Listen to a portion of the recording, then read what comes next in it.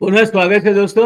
રાજા રજવાડા રાજકારણના આ બીજા એપિસોડમાં ગુલઝારીલાલ નંદા વિશે આપણે વાત કરી, પહેલા એમનો પરિચય મેળવ્યો.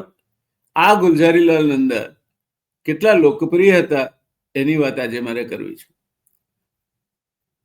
નંદાજીની સરકારે 1942માં ધરપકડ કરી. તમને ખબર છે, ઇતિહાસમાં 1942નું વર્ષ જાણીતું છે, ભારત છોડો, ક્વિટ ઇન્ડિયા ચળવળ માટે. તો એમણે મજૂર મહાજનના કેટલાક આગેવાનો, ખંડુભાઈ વસાવડા, સોમનાથ દવે જેવા નેતાઓ જેલમાં ધકેલી દીધા. નંદાજી જેલમાં હતા. આ સમાચારથી અમદાવાદના મજૂરોના હૃદયમાં આગ પ્રગટી. અસંતોષ વધ્યો. મિલમાં હડતાલ પાડી. મજૂરો ભૂખ હડતાલ પર બેઠા. પોતાની ઘરવખરીનો સામાન વેચી નાખ્યો. હડતાલમાં આ રકમમાંથી જીવન નિર્વાહ ચલાવે. ગાંધીજી જેલમાં હતા. તેમને આ સમાચારની જાણ થઈ. તેમને અમદાવાદના મજૂરોને જેલમાંથી સંદેશો મોકલ્યો. બધા મજૂર નેતાઓ ક્ષેમકુશળ છે, ચિંતા કરવા જેવું નથી. મજૂરોને સંદેશો મળ્યો, સંતોષ થયો અને તેઓ મિલમાં કામે ચડી ગયા. આ હતી નંદાજીની લોકપ્રિયતા. પોતાના નેતાને સરકાર, અને તે પણ અંગ્રેજ સરકાર જેવી જોર જુલમવાળી સરકાર, જેલમાં પૂરે એ માટે ઘરવખરીને બધું સામાન વેચી મારીને હડતાલ પાડે અને બિલકુલ ભાંગફોડ ન કરે, શાંત પ્રતિકાર કરી, સજ્જડ પ્રતિકાર કરીને હડતાલને આગળ વધારે. અને જ્યારે મહાત્માજીનો સંદેશો આવે કે તમારે નેતાઓ જેલમાં બધા મજામાં છે, ચિંતા ના કરશો, ત્યારે એ હડતાલ સમેટી લે. આનું નામ નેતા કહેવાય. આ લોકપ્રિયતા સાહજિકતાથી નથી મળતી. એના માટે ચારિત્ર જોઈએ, ધ્યેય નિષ્ઠા જોઈએ અને પ્રમાણિકતા જોઈએ. ગુલઝારીલાલ નંદામાં એ બધું જ હતું. મજૂર પ્રવૃત્તિ અને મજૂર મુશ્કેલીઓનું ધ્યાન અને મધ્યસ્થી માલિકો સાથેના તેમના સંબંધો સુમેળભર્યા રહે અને ઘર્ષણ વગર કામ ચલાવે. મેં તમને જણાવ્યું તેમ 3 વસ્તુ છે કોઈ પણ ઔદ્યોગિક ઉત્પાદનમાં: એક માલિક, બીજી મૂડી અને ત્રીજો મજૂર. તો આ ત્રણેય જો સુમેળથી ચાલે તો આ બાબતે ઊંડી સમજ અને મુત્સદીગીરીના પ્રભાવથી નંદાજી મુંબઈ ધારાસભામાં ગુમાસ્તા ધારા બિલ, એટલે જે દુકાનોમાં નોકરી કરતા હોય એને ગુમાસ્તા કહેવાય, તો એ મહેતાજીઓના માટે ગુમાસ્તા ધારા બિલ મંજૂર કરાવી એને કાયદાનું સ્વરૂપ અપાયું. મુંબઈ ધારાસભામાં 1946માં મુંબઈ ઔદ્યોગિક સંબંધિત બિલ પણ નંદાજીએ રજૂ કર્યું. સામ્યવાદી નેતા શ્રીપાદ દાંગેએ આનો સખત વિરોધ કર્યો. ડાંગે રશિયાની સામ્યવાદી મજૂર પદ્ધતિના પ્રશંસક હતા. નંદાજી કાયદાશાસ્ત્રી અને ગાંધીવાદી વિચારસરણીના અનુયાયી હતા. મજૂર પ્રવૃત્તિ માટે તેમણે જીવન સમર્પિત કર્યું હતું. વિધાનસભામાં ઘણી બધી ચર્ચાઓ પછી આ બિલ પણ મંજૂર થયું. એટલે ઇન્ડસ્ટ્રીયલ ડિસ્પ્યુટ્સ, આજે જે ઔદ્યોગિક ડિસ્પ્યુટ એટલે વિવાદ અંગેનો જે ધારો છે, એના પણ પાયામાં, ગુમાસ્તા ધારાના પાયામાં પણ નંદાજી છે. એટલે ઔદ્યોગિક તકરાર નિવારણ ધારો એ પણ નંદાજીની પહેલ હતી. નંદાજી કેન્દ્રમાં પ્રધાન હતા ત્યારે કેન્દ્ર સરકારના મજૂર વિભાગ, કલ્યાણ વિભાગ દ્વારા ગૃહ ઉદ્યોગ તેમજ યંત્ર ઉદ્યોગની તાલીમ આપતી સંસ્થા શરૂ કરવામાં આવી. ITI જેને કહીએ છીએ આજે આપણે. મુંબઈમાં પણ આવી સંસ્થા શરૂ થઈ, જેને આઝાદી બાદ મુંબઈ મજૂર સંસ્થા એવું નામ આપવામાં આવેલ, તેમજ તેને વિશ્વવિદ્યાલયની માન્યતા મળી. મે 1947માં ઇન્ડિયન નેશનલ ટ્રેડ યુનિયન ઇન્ટુકની સ્થાપના થઈ. નંદાજી એનું માર્ગદર્શન કરતા, પણ એના વાર્ષિક અધિવેશનના અધ્યક્ષ તરીકે ક્યારેય બેસતા નહીં. માર્ગદર્શન આપે, એમને પદનો મોહ નહોતો, બેસી શક્યા હોત ઇન્ટુકના અધ્યક્ષ તરીકે, એ અધ્યક્ષ તરીકે બેસી શક્યા હોત, પણ નહીં, એ નહીં કરવાનું. ઇન્ટુકના વાર્ષિક અધિવેશનમાં નંદાજીના પ્રવચનો મજૂરો માટે પ્રેરણાદાયી બની રહેતા. મુંબઈ સરકારમાં નંદાજી શ્રમ અને ગૃહ ખાતાના મંત્રી હતા. આઝાદી બાદ માર્ચ 1950માં યોજના આયોગની રચના કરવાનો કેન્દ્ર સરકારે નિર્ણય કર્યો, જેનો મૂળ ઉદ્દેશ જનતાના મૂળભૂત અધિકારો જળવાય, રાષ્ટ્રની પ્રગતિ થાય તેવી યોજનાઓને આકાર આપવાનો હતો. આ આયોગના અધ્યક્ષ પ્રધાનમંત્રી જવાહરલાલ નહેરુ હતા. નંદાજીને મજૂર પ્રવૃત્તિનો ઊંડો અભ્યાસ તેમજ અર્થવ્યવસ્થા સંબંધિત ઊંડી સમજ હોય. જવાહરલાલ નહેરુએ નંદાજીને યોજના આયોગના ઉપાધ્યક્ષ નિમ્યા. પ્લાનિંગ કમિશનના પ્રથમ ઉપાધ્યક્ષ તરીકે ગુલઝારીલાલ નંદા નિમાયા. 1950ની વાત. બીજા સભ્યો કોણ હતા? તો કૈલાસનાથ કાચુ, જગજીવન રામ, ગુરમુખસિંહ માલવિયા, શ્રીમંત નારાયણ તેમજ સીડી દેશમુખ જેવા પ્રખર શાસ્ત્રી આના બીજા પ્લાનિંગ કમિશનના પહેલા જે ગઠન થયું એના સભ્યો હતા. એના ઉપપ્રમુખ ગુલઝારીલાલ નંદા અને પ્રમુખ જવાહરલાલ નહેરુ હતા. 1951માં યોજના આયોગના ઉપાધ્યક્ષની સાથોસાથ નંદાજીને કેન્દ્રમાં સિંચાઈ અને ઉર્જા વિભાગના મંત્રી બનાવાયા. આયોજન પંચ તરીકે જે ઓળખાતું હતું તેના ઉપાધ્યક્ષ અને કેન્દ્રીય મંત્રી બંને હોદ્દા સંભાળનાર નંદાજી કદાચ આ બેવડું બહુમાન એટલે પ્લાનિંગ કમિશનના ચેરમેન, આયોજન મંડળના ઉપાધ્યક્ષ, ચેરમેન તો જવાહરલાલ નહેરુ હતા, ઉપાધ્યક્ષ અને સાથે સાથે કેન્દ્રીય મંત્રી પણ ખરા ઉર્જા અને સિંચાઈ વિભાગ. આ બેવડું હોદ્દો સંભાળનાર નંદાજી પહેલા અને છેલ્લા રાજકીય નેતા હતા આ દેશના ઇતિહાસમાં. વર્ષ 1952 આવી ચૂક્યું હતું. લોકસભા તેમજ ધારાસભા માટેની ચૂંટણી જાહેર થઈ અને નંદાજી ભારતની રાજનીતિમાં આગળ ના વધી જાય. દરેક જગ્યાએ પગ ખેંચવાની હતુતુની પેલી પ્રખ્યાત રમત તો ચાલતી જ હોય છે. એટલે ભારતની રાજનીતિમાં નંદાજી જેવા કાર્યદક્ષ નેતાઓને તેઓ આગળ ન વધી જાય એ ઈર્ષામાં ચૂંટણીના 7 કોઠાના યુદ્ધમાં અભિમન્યુને બનાવીને વધેરી નાખવાની ગંદી ચાલ ભારતમાં રાજકારણમાં ઉપયોગ લેવાની શરૂઆત થઈ. પહેલા જ ઇલેક્શનથી આ ચાલે છે દોસ્તો. તમે તેજસ્વી માણસ હોય, ક્યાંક ગજુ કાઢશે એમ લાગતું હોય તો એને અભિમન્યુની જેમ પાડી દેવો.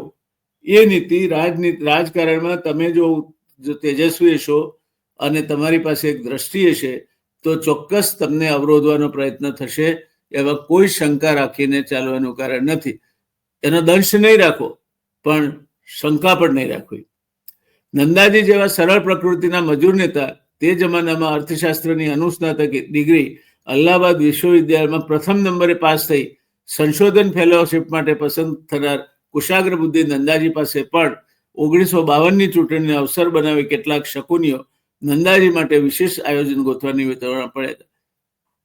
ક્વોલિફિકેશન તો જુઓ સાહેબ, અત્યારના પ્રધાનો જુઓ અને આ પ્રધાન જુઓ.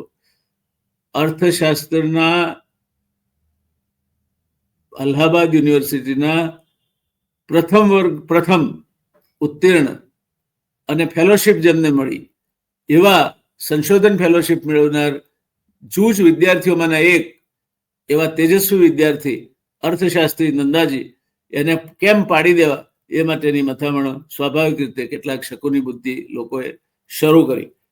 પણ નંદાજીનો વાંક એ હતો કે મજૂરોના અતિ પ્રિય નેતા હતા. કોઈ પણ વિષય પરની એમની પકડ અદ્ભુત હતી. તર્કબદ્ધ દલીલોના તો એ બાદશાહ હતા. આવો 32 લક્ષણો માણસ, સોગઠાબાજીની ચાલના અઠંગ મહારથીઓ એવા શકુનીઓની જાણબાર રહે ખરો? કોઈ દાડો ના રહે. તમે પણ ક્યાંક કોઈક જગ્યાએ આગળ વધવા માંગતા હો તો આ મુદ્દો ખ્યાલમાં રાખજો.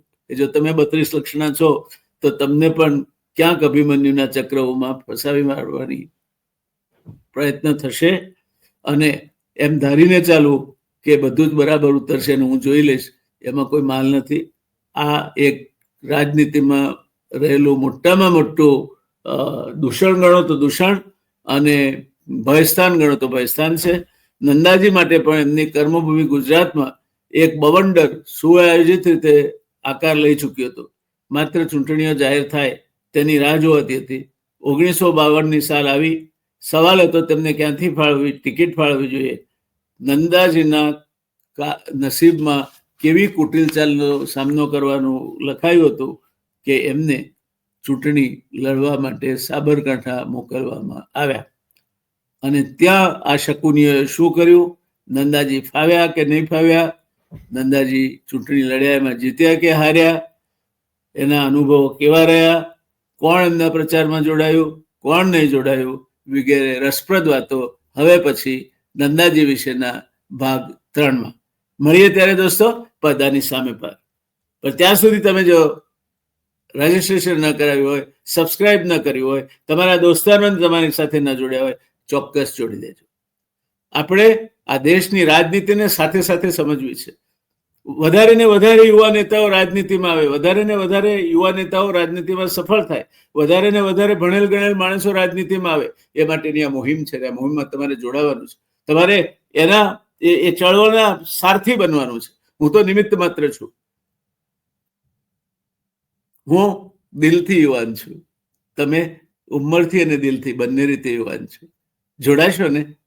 જોડાશો કે નહીં જોડાજો? હા ને? આપણે આ દેશને સાચા અર્થમાં દુનિયાનો નેતૃત્વ કરતો અને છતાંય ઠંડી ગજવેલની તાકાતથી દુનિયાને ધ્રુજાવતા દેશ તરીકે જોવો છે. મારું ને તમારું બંનેનું ભલું એમાં છે.